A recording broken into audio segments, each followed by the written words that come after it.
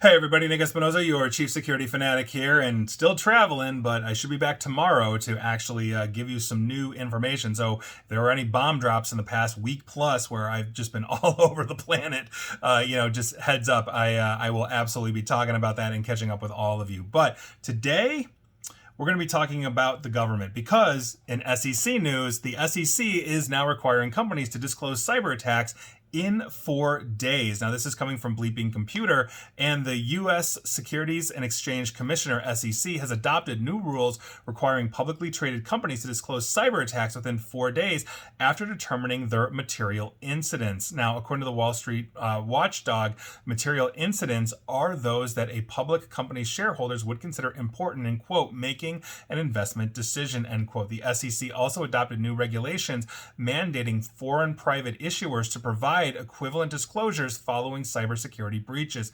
Quote, whether the company loses a factory in a fire or millions of files in a cybersecurity incident, it may be material to investors. Currently, many public companies provide cybersecurity disclosures to investors. That's according to SEC Chair Gary Gensler talking about a week and a half ago. Quote, I think companies and investors alike, however, would benefit if the disclosures were made in a more consistent, comparable, and decision-useful way through helping to ensure that companies disclose material security information. Today's rules will benefit investors, companies, and the markets connecting them.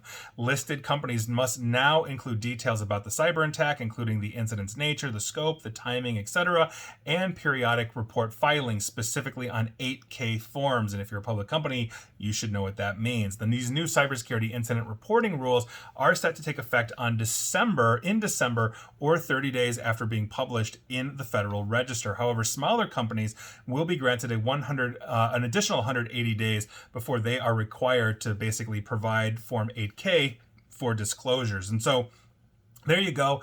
Overarchingly, I think this is a good thing, but sometimes you can't disclose immediately because it may cause a panic. I will give you the perfect example of Colonial Pipeline, where the media got wind that basically Colonial had been hit and all heck broke loose on the eastern seaboard when they shut the pipeline down. But what people don't realize from that incident, unless you were deeply paying attention, is that the pipeline itself was never hit.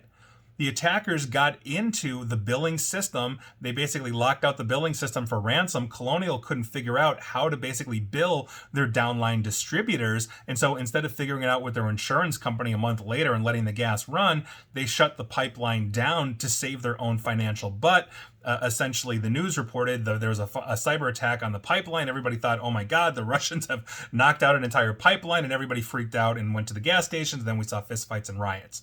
And so there are specific reasons, and there could be specific exemptions as to, reporting this. Now, if Colonial Pipeline had reported a week later, and nobody knew about this, and they basically turned the gas back on, we never would have seen a panic. We never would have seen a run, and it would have been a blip on the radar. It would have been one of my segments on breaches of the week, and that was it. And we would have moved on, and I would not be talking about them here. So understand that a disclosure can be a very disruptive thing, especially if it's done inappropriately. Let's say through the media. And I'm not saying the media shouldn't report on the Colonial Pipelines of the world, but there's a time and a place to make sure that we're not doing, let's say, harm to the greater social good, even if it's temporary. So I'll leave you with that thought, but overarchingly, I think this is a good uniform thing because we have so many data breaches that we don't know about. And if you're investing in a company that is going through a cyber attack right now and they're not disclosing it, that could negatively impact your investment, or your stock options or whatever it is. And I think that's what they're really trying to thwart. And so that is your SEC news of the day. And please like, share, follow me here on Facebook and Twitter at Nick AESPN. Threads, can't forget Threads, and Twitter's now X, and I really have to redo this ending here. But please feel free to subscribe to me at YouTube as well. Ring that bell, and as always, stay safe, stay online, and please attempt to stay private. Thanks, everybody.